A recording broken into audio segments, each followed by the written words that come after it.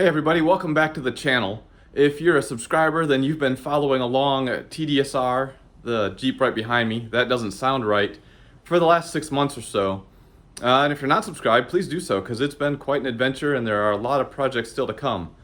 But I thought I'd give you a quick update on how things have been going, since I've done quite a few projects over the last 6 months that have kind of added up to getting a system that seems to be working pretty well. So I thought I'd also give you some interesting things I've learned and worked with that didn't necessarily make the video. So I thought we'd jump right into it. From the very beginning, when I first got this Jeep, it sounded like a Mack truck. It was really super loud when you started it up. And somebody mentioned in an email or a forum post or something that I might have a small exhaust leak. So I looked into it, and there's some videos on what I did to find out if and where I had an exhaust leak, and it turns out I had exhaust leaks all over the place, and primarily the exhaust manifold, so I replaced that. Obviously a video on that. One thing that I want to point out though is that so it's been 3 months since I replaced the exhaust manifold, and I've already checked, and these bolts are already starting to back out a little bit. I torqued them to factory spec, and they are, I forget which one, but I think it's one of the ones in the back was a little bit loose when I checked it. So stay on top of those bolts, make sure that they remain torqued, or you're gonna have gasket problems, I'm sure. Once I got the exhaust manifold replaced 3 months ago, I finally got the exhaust itself replaced about 2 months ago. And the reason for doing that is it was pretty obvious once air was flowing down the exhaust manifold that the whole exhaust system was shot, muffler was flapping in the breeze, and everything needed to go. So of course, video on that as well. Lesson learned on that though are the nuts on these hose clamps or pipe clamps need to be torqued down quite a bit until you stop feeling airflow coming out around these joints. So I actually had to get under here a few times. I kept hearing exhaust leak noises, and really getting some good muscle on them to get those clamped down enough to where the air would stop leaking out. But at the same time, you don't want to go down so hard that you actually start crushing the pipe and causing yourself problems. So I did it iteratively a few different days until I got it to where it's not leaking anymore at any of the 3 joints. Let's talk oxygen sensors. As I noted in the video of replacing the exhaust system, these Jeeps, at least the 97 Jeep, is very particular about which oxygen sensor you use, and if it's not the NGK or NTK brand, you're going to get error codes that you have to track down. So do yourself a favor and just use those NGK or NTK. Also, there's no donut gasket between the exhaust manifold and the exhaust pipe, so the torque here on these 2 nuts is going to be critical to get it tight enough to where you're not having exhaust leaks. These have backed out a couple of times where I've had to retorque them, so give them some really good muscle, and then I think it expands a little bit as it gets hot, so you have to go back up there a couple of times, get them torqued down really well so that you don't have any exhaust leaks at that point as well. After I got the new exhaust manifold installed and everything put back together, it sounded fine, but it was still running a little bit rough. Certainly exhaust sounded way better, but as far as the engine running and performance, it was still a bit rough. So what I ended up deciding to do is, first I went ahead and got the $6 gasket that goes between the throttle body and the intake manifold, and took the throttle body off, which you can do without removing the intake manifold, replaced the gasket. I didn't get it on video, but the gasket itself was really pretty nasty. It wasn't broken, but it was oil covered or fuel covered or both, I'm not sure, but I'm sure it has to do with the problems related to just really bad exhaust manifold, gasket, and all the mess that was going on up here. But anyway, I replaced the gasket, and that alone made a lot of improvement, but it still wasn't running just what sounded to be right, I guess. It was still running rough at idle. So doing some searching online, figured that it was either the intake air controller here or the maximum absolute pressure sensor, which is here, the MAP sensor. So the first thing I did is I took out the idle air controller and cleaned it. At the time, I didn't realize there's an O-ring between the throttle body and the sensor, and I actually lost it.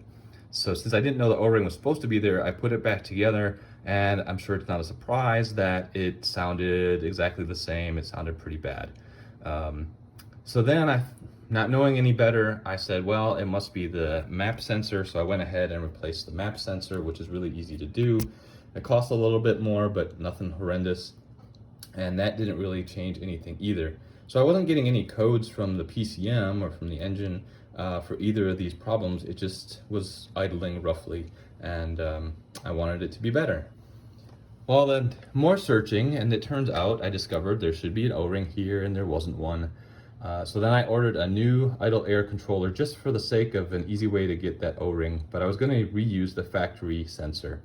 When I took the factory air controller apart, it didn't seem exactly right. The spring was kind of loose, but since I wasn't getting any codes, I put it all back together with the new O-ring. And the Jeep ran a little better, but not perfectly. And that worked for a few days, and then I did actually start to get codes for the air controller, and I said fine, we'll go ahead and put the new part in. So this is the new idle air controller with the new O-ring into the original throttle body, which is cleaned up and has a new gasket and a new maximum absolute pressure sensor, map sensor, and all the other sensors are the same. I haven't messed with those, and now it runs great. I think it sounds the way it's supposed to for a 2.5 liter 1997 inline 4 Jeep. I mean, it doesn't sound like a Corvette, but it doesn't sound like a Mack truck anymore. It idles well even when it starts cold. It's around 600 RPM, which is where it should be. So in the end, I'm pretty happy with this, but when you're looking at the intake manifold, first I would recommend you go ahead and replace the throttle body gasket. Take those apart, clean it up, replace the gasket. It's $6 part. If you've got the intake manifold off, just go ahead and do that. Also be aware that there's an O-ring between the intake air controller and the throttle body, so you don't lose it and then have to go through the turmoil that I did. One last thing to show you guys is the battery, and when you're doing all this work, you're disconnecting the negative battery terminal all the time, and that's not a big deal, that's pretty easy. But one thing that I started to run into towards the end of the work that I'm talking about is sometimes the battery seemed like it was dead, like the Jeep wouldn't start, no lights, nothing. And that was a loose, even though it was tightened down all the way, this is a pretty old Jeep, and the connection was just bad. At first, I did some research and I thought maybe it was the battery temperature sensor underneath the battery. And the reason I'm thinking that is because sometimes when the Jeep was running, it would actually peg high on the battery gauge. It would go to over 19 volts and you get the check gauges light. And some of the forums say that the battery temperature sensor going bad can cause that. It didn't really make a whole lot of sense, but there's a really simple way to check the battery temperature sensor and see if it's good. It's in the factory service manual, just what the resistance reading should be, and mine tested good, so that wasn't the problem. So what I ended up doing was taking both of these connections off the battery, taking a Dremel tool and going around on the inside of the clamps and on the outside of the battery posts, get all the corrosion off, make them nice, clean, bright, shiny surfaces, put it all back together, and now it's been running great. And I think the gauge going high was when the Jeep would actually lose connection with the battery and just be running off the alternator. And so the PCM didn't like that. That's my guess. But anyway, if you have an older Jeep and sketchy stuff going on, tightening down your battery clamps may not be the only thing you need to do. You may need to actually get in there with a file or a Dremel tool or something and really clean it up. So that's just a quick run through of some of the things that I've been working with that I haven't put on video over the past few months after I got the exhaust manifold and the exhaust system replaced.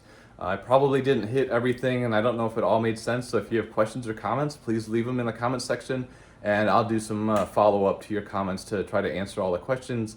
If you haven't subscribed to the channel, please do so. There's a lot of things left to do on this Jeep, and I'll be trying to document them as we go.